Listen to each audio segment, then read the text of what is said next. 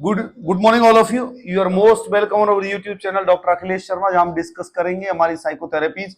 इन psychotherapies के अंदर हम जाके आज डिस्कस करने वाले बेटा ग्रुप थेरेपी। पहले हमने जो डिस्कशन किया था बेटा, डिस्कशन करते टाइम इंटरपर्सनल साइकोथेरेपी के ऊपर डिस्कशन किया था। इंटरपर्सनल साइकोथेरेपी के अंदर मैराइटल थेरेपी आती है और फैमिली थेरेपी। इंटरपर्सनल मींस जहां दो या दो से ज्यादा लोग मिलकर किसी स्ट्रेस या टेंशन में होते, तो इंटरपर्सनल मींस पर्सनल दो लोगों का रिलेशन कहलाता है इंटरपर्सनल।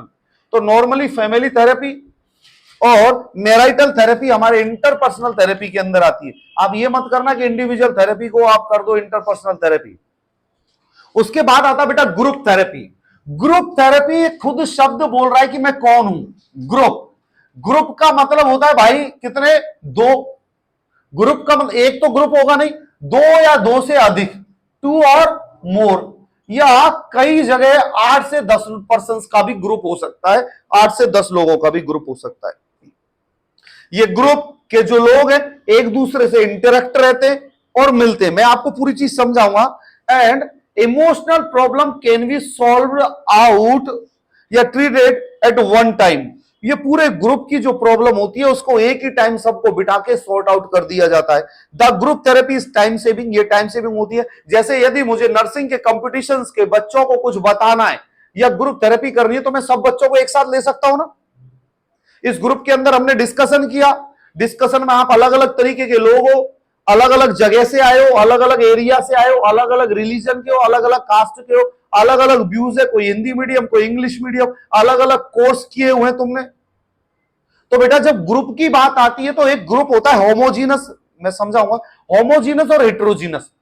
होमोजीनस का मतलब होता है सेम एज सेक्स रिलेशन, या सेम सेक्स हो गया, सेम एरिया और सेम डायग्नोसिस। इस किताब वाले ने बोला हुआ है कि डायग्नोसिस भी सेम लेना पड़ेगा, क्योंकि यदि आप डिप्रेस्ड पेशेंट को आप ग्रुप थेरेपी प्रोवाइड कर रहे हैं और वहां तुमने एंग्जियस पेशेंट ले लिया, एंजाइटी वाला, तो वो बैलेंस में नहीं हुआ। डिप्रेस्ड वाले चुपचाप बैठे रहेंगे, एंजाइटी वाला कूदता रहेगा।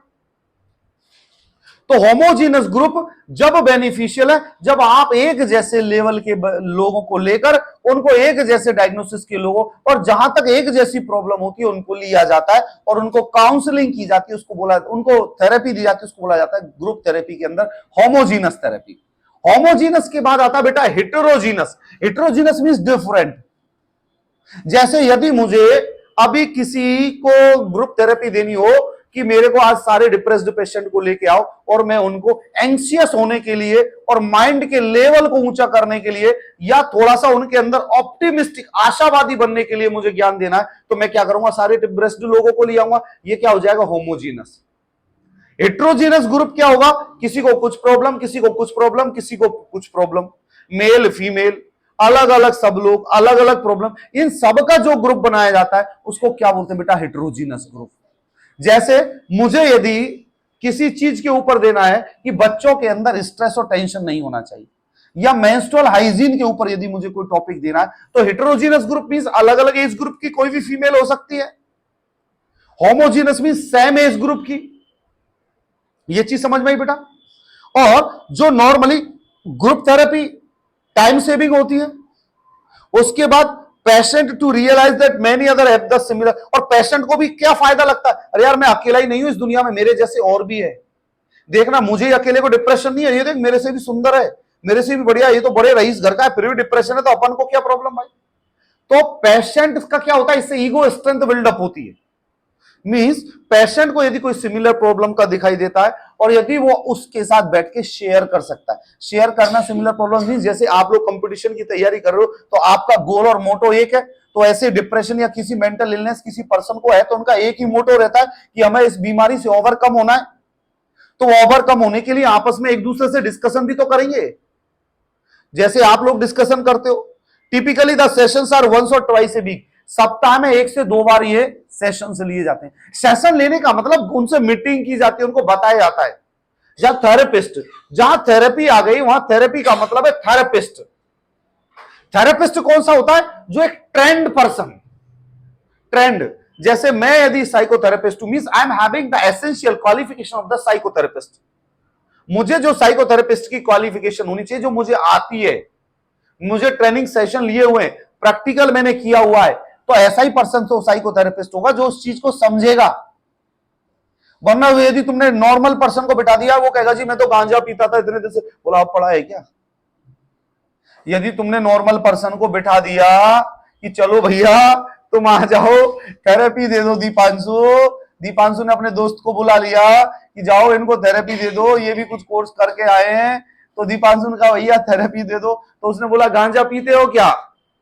उसने बोला आप पीते, तो हमें दे दो ना। बोला क्यों? बोला तुम छोड़ो, मैं पीता हूं, तुम्हें छोड़ना है। तो ऐसे नहीं, साइकोथेरेपिस्ट ट्रेंड होना चाहिए। ट्रेंड के अलावा बेटा रेस्पॉन्स, वर्बल और नॉन वर्बल रेस्पॉन्स को नोट डाउन करने वाला।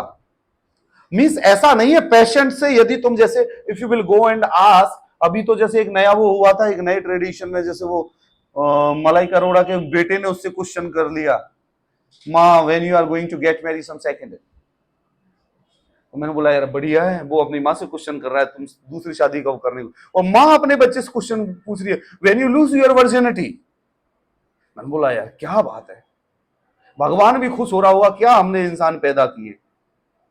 प्रभु, she is laughing, oh I will not ask to you, I don't want to ask, simply I ask, finish करके ऐसे बात चल रही है।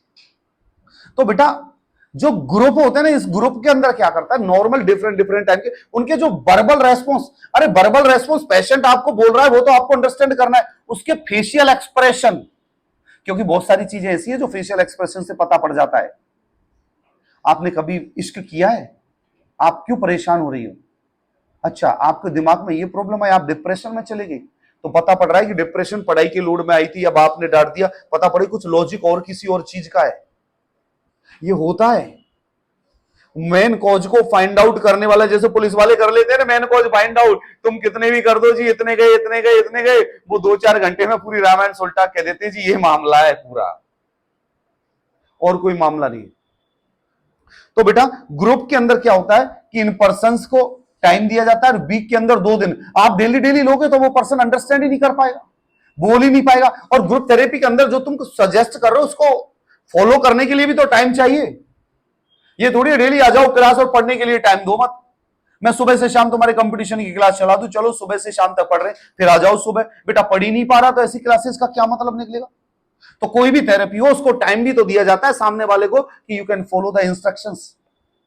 तो बेटा ग्रुप थेरेपी वंस और ट्वाइस ए वीक होती है, और ईच सेशन 1 से 2 घंटे के लिए होता है।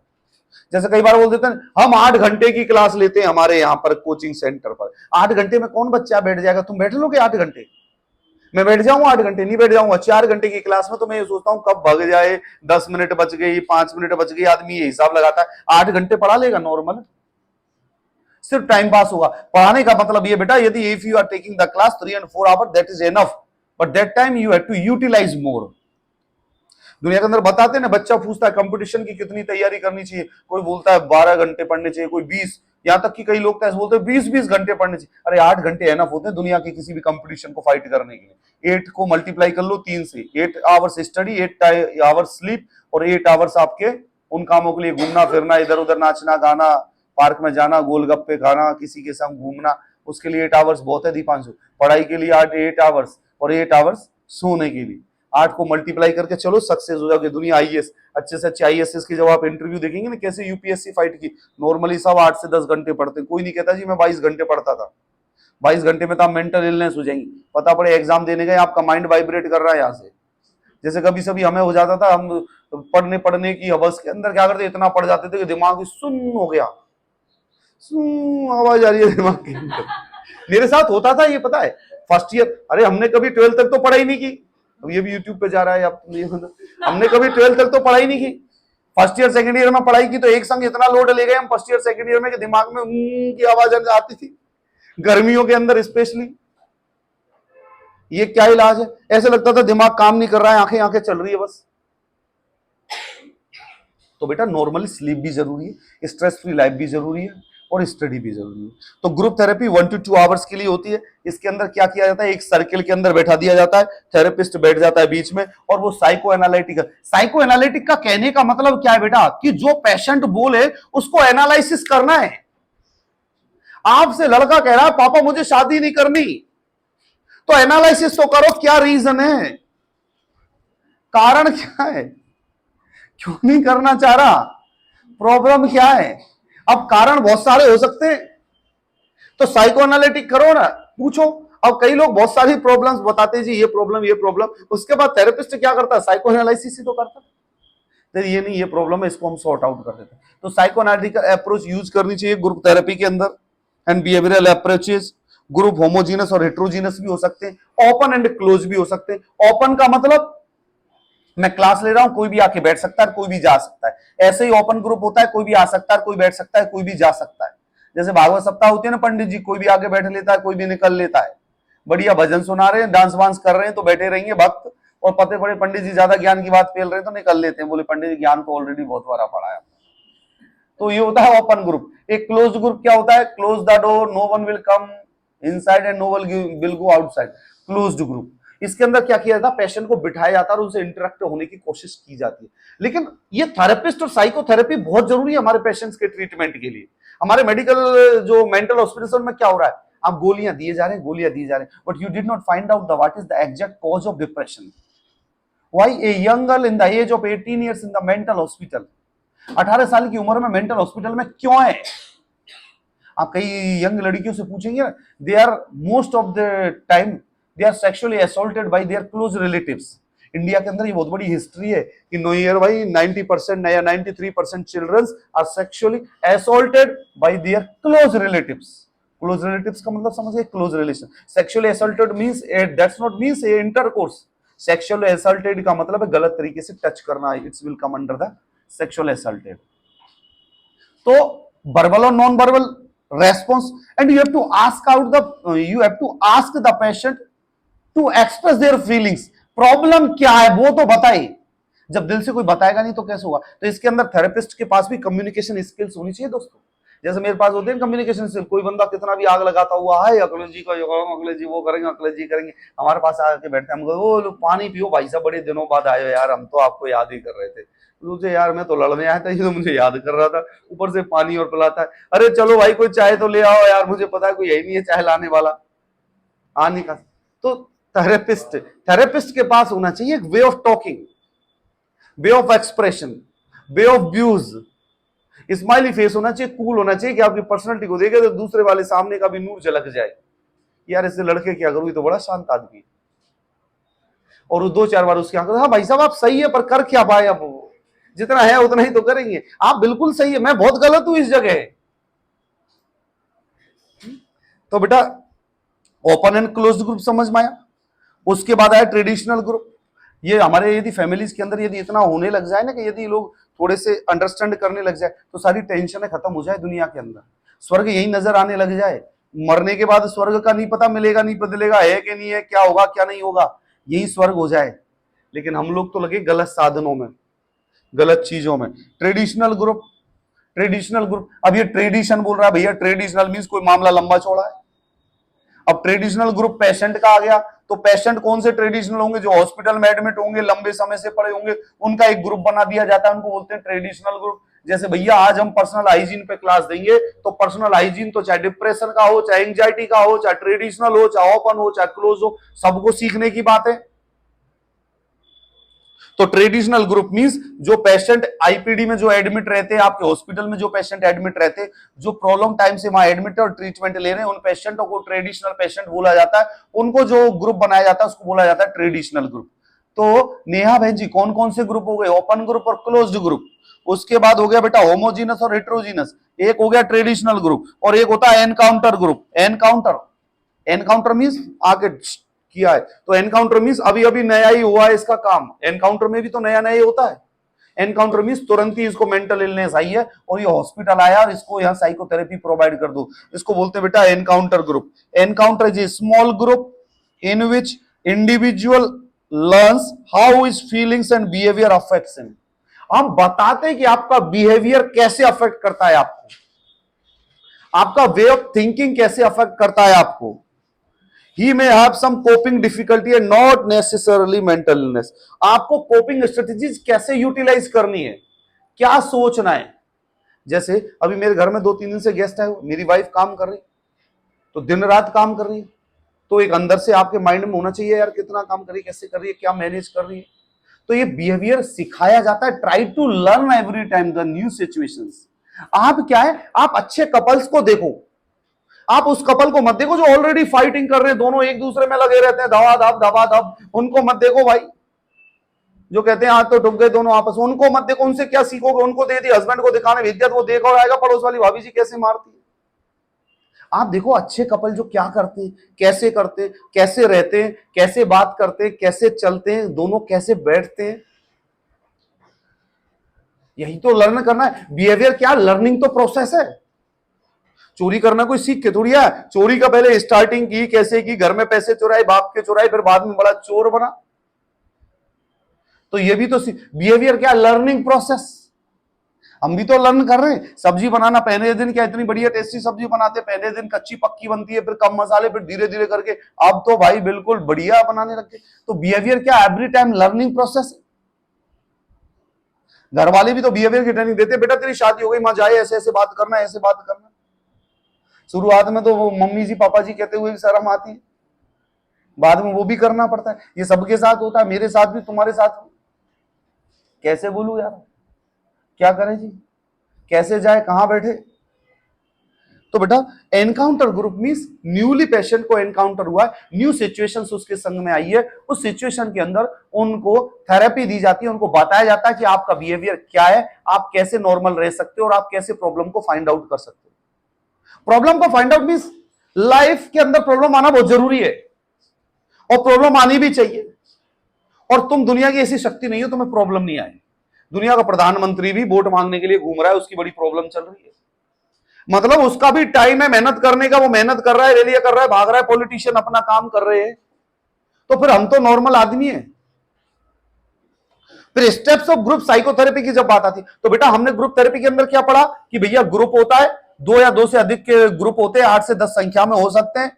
वीक के अंदर 2 बार ग्रुप थेरेपी प्रोवाइड की जाती है और 1 से 2 घंटे के सेशन होते हैं। साइको एनालिटिकल अप्रोच यूज में लेनी चाहिए और बिहेवियर को अंडरस्टैंड करना चाहिए और नॉन वर्बल रेस्पॉन्स को समझना चाहिए। उसके बाद होमोजीनस और हेट्रोजीनस ग्रुप होते हैं इसके भैया, ओपन एंड क्लोज्ड ग्रुप होते हैं और ट्रेडिशनल ग्रुप होता है, एक एनकाउंटर ग्रुप होता है। इसके बाद स्टेप्स ऑफ ग्रुप साइकोथेरेपी। जब हम स्टेप्स की बात करते हैं तो सबसे पहली जो स्टेप्स आएगी हमारे क्या कहते हैं ग्रुप साइकोथेरेपी की, selecting the members of A group. Selecting the members in a group, selecting the members in a group. आपको कैसे ग्रुप के अंदर मेंबर रखने ये आपको सेलेक्ट करना पड़ेगा कि आप होमोजीनस बना रहे हो कि हेट्रोजीनस बना रहे हो। यदि आप रेप विक्टिम्स को आप कुछ एडवाइस करना चाह रहे हो तो उनका ग्रुप अलग रखना पड़ेगा कि उनकी प्राइवेसी लीक ना हो, उनके साथ जो इंसिडेंट हुआ है वो लीक ना हो। यदि आप फैमिली थेरेपी या मैरिटल थेरेपी दे रहे हो तो आप हस्बैंड वाइफ को लेके बात करोगे कि उसके सास ससुर पूरी फैमिली को बुला लोगे, चलो भाई अब डिस्कशन करते हैं, हमें तुम्हें क्या दिक्कत है।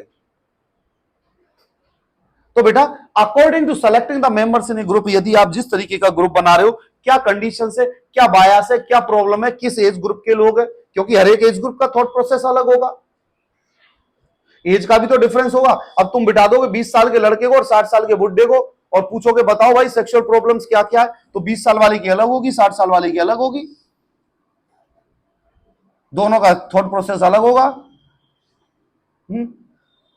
उसके बाद नेक्स्ट जो आता है डेवलपिंग कॉन्टेक्ट। अब जब ग्रुप आपने बना दिया मेंबर्स का, अब इनके बीच में जब तक कॉन्टेक्ट डेवलप नहीं होगा तो फिर कैसे ग्रुप का फायदा होगा।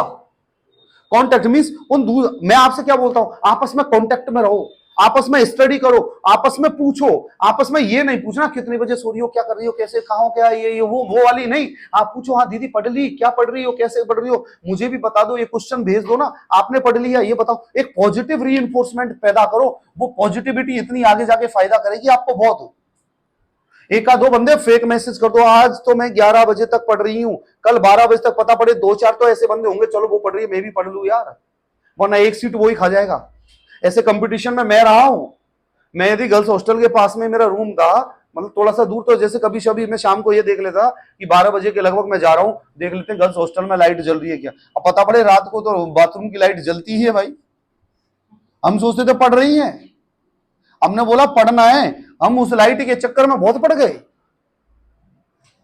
कि नंबर लेके आने। मुझे ये पता था भाई ये लड़कियां 12 बजे तक पढ़ती है तो मुझे तो 4 घंटे एक्स्ट्रा चाहिए, क्योंकि इनका तो दिमाग तेज है, अपन तो स्लो लर्नर है, अपन तो टेम्पो है, बैटरी रिक्शा, धीरे धीरे चलेंगे, थोड़ी सी खींच सकते हो, पर ये नहीं तुम बिल्कुल रिक्शा बन जाओ हवाई जहाज की तरह, वो नहीं बन पाएंगे। तो कंपटीशन रखो ऐसा, वो आउटपुट देगा। पर आप लोग तो कंपटीशन करेंगे नहीं, आप लोग तो पढ़ने की पूछोगे नहीं, क्योंकि विश्वास ही नहीं है एक दूसरे के प्रति कि हाँ भाई साहब। डेवलपिंग कॉन्टेक्ट, कॉन्टेक्ट बढ़ना चाहिए। फ्रूटफुल कॉन्टेक्ट क्या होता है? तुम इनसे पूछो, हाँ दीदी पढ़ ली क्या, क्या कर रही हो, पता पड़े पीछे से आवाज आ रही है हस्बैंड वाइफ की लड़ने की, तो फोन काट दो कि अभी दोनों युद्ध पे। Selection of A group leader, जैसे डेवलपिंग कॉन्टेक्ट के अंदर यदि ग्रुप के अंदर कॉन्टेक्ट बढ़ाना है तो सबसे पहले purpose of the group should be clarified to everyone, वो होना चाहिए। Time length and place of meeting should be announced, पहले अनाउंस हो जानी चाहिए, जब तो ग्रुप को पता पड़ेगा। ये थोड़ी है कि तुम अभी कहोगे आ जाओ मैं यहां पे बैठा हुआ मीटिंग कर लेते हैं। स्टार्टिंग एंडिंग टाइम, फ्रीक्वेंसी और ड्यूरेशन सब क्लियर होनी चाहिए ग्रुप के अंदर। अटेंडेंस होनी चाहिए और confidentiality should be maintain. As a nurse confidentiality should be maintain of every documents. चलो भाई प्राइवेट में काम किया तो वहां तो नहीं आते, सरकारी में तो ऐसे आते हैं फोटो भी खींचने के लिए, हाँ जी फोटो दे दो फाइल का, पता पड़े बहू का बेटे का तलाक का मामला चल रहा है, वो आ गया बीमारी के फोटो खिंचवाने के लिए और फाइल रखी है रुखसान मियां के पास, वो खींच गए, बोले जी किसने दी थी? रुखसान जी, अब आ जाओ तुम भी आ जाओ कोर्ट में, तुमने कैसे दी थी, कितने लिए थे इससे? साहब मैं तो बैठा था वैसे ही लेके। अच्छा ये देते आपने, फिर पढ़ाई क्या करी है? आपको सबसे पहले क्या सिखाया जाता है? ये document should be confidential. Documents means यदि कोई यूपी पॉजिटिव, अब यूपी का मतलब ये मतलब ना उत्तर प्रदेश, वो नहीं, यूनिवर्सल प्रिकॉशन वाले को पहले ये नियम था, फाइल के ऊपर लिख देते थे HIV, HBS AG, hepatitis B लिख देते थे पहले। फिर गवर्नमेंट ने नियम बनाया नहीं, इससे उनकी पर्सनालिटी लीक हो रही है, आप ऐसे डिजीज नहीं लिख सकते, तो क्या लिखे? UP positive. अब यूपी के बाद में बोला भैया अब तुम यूपी भी नहीं लिख सकते, तो पता पड़ जाता है फाइल ऐसी है, वो मरीज को ऐसा इन्फेक्शन है। अब ये नियम है तुम मरीज को यूपी पॉजिटिव भी नहीं लिख सकते हो, उसकी प्राइवेसी लिखे, और यदि तुमने लिख दिया ना तो तुम जीवन भर की तनख्वाह उसको दोगे यदि उसने केस कर दिया तो। वो तुम्हारे लेवल पे लगाते हो ना, हमारे पास तो स्टिकर नहीं है, हम तो रखते रामलाल को ये हो गया है, अब पता बोले रामलाल उठ के आ जाए जी तुमने मेरा नाम बदनाम कर दिया। अब तो बता देते हैं, उसके अटेंडेंट को भी अलाउ नहीं है फाइल को देखना ये करना, उसको बताते भी नहीं, और हमारे रिकॉर्ड में बता देते हैं वो ऐसा, लेकिन पता नहीं पड़ता क्लियरली। आप फाइल पे रिटर्न में कहीं भी नहीं रख सकते आप। बायोमेडिकल वेस्ट के लिए पहले यूपी पॉजिटिव का जो कचरा गार्बेज और वो था वो अलग अलग जाता था, आजकल सेम जाता है, डिफरेंट नहीं कर सकते आप कि उसके लिए अलग, उसके लिए अलग, उसके लिए अलग। और उसके लिए तो कॉन्सेप्ट सही दिया उन्होंने कि every biomedical should be treated as like infectious, then why you have to choose the separate segregation procedure for HIV and SCV।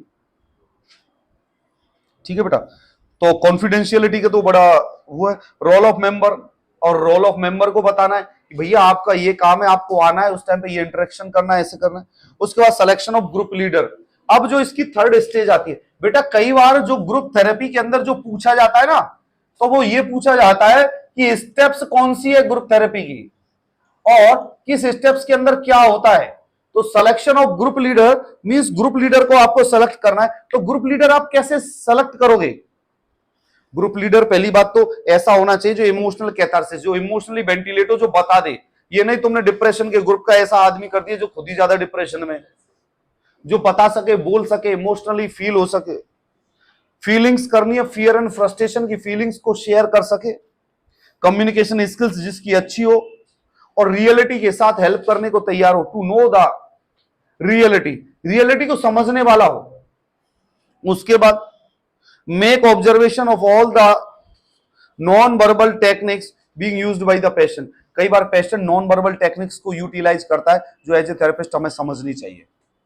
हमारे थेरेपिस्ट का कहने का मतलब ये नहीं है कि पेशेंट जो बता देगा वो है, उसके बाद उसका नॉन वर्बल रेस्पॉन्स और उसकी फीलिंग्स और उसका बिहेवियर ये अंडरस्टैंड करना चाहिए कि वो क्या चाहता है। तो बेटा ये ग्रुप थेरेपी है। ग्रुप थेरेपी के अंदर हमने जो पढ़ा सबसे पहले कि ग्रुप थेरेपी एक ग्रुप को दी जाती है जिसके अंदर 2 से लेकर 8 से 10, 15, 20 मेंबर हो सकते हैं। ये ग्रुप होमोजीनस और हेट्रोजीनस हो सकते हैं। होमोजीनस मींस एक जैसे group, heterogeneous means different group.